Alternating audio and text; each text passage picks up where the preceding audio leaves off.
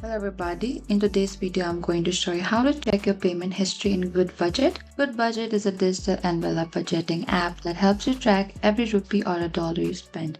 And one of its most useful features is payment history, which shows all your past transactions so you can see exactly where your money went. Checking your payment history regularly helps you track spending habits, verify past expenses, fix budgeting mistakes, and stay financially organized. And first, what you can do is open any of the web browser you prefer. In the top, there's an address bar. Type down goodbudget.com and enter it. Make sure to log into your account in the top right corner here. Over here, what you can do is once you get into this interface of a Goodbudget dashboard, in the top right corner, you can find there's an option for the My Household. Click onto this My Household here. And under this, your household preferences. In the left hand side, we can find there's an option for the payment history. You can click onto this payment history here as well. And here you can find all of the subscription payment history that you have previously attempted as well. And that is it. Checking your payment history in Goodbudget is simple but very powerful, and it gives you a clear view of spending habits. Thank you for watching this video. I hope I could help you. If you have any queries or confusion, please comment down and we will reach out to you very soon.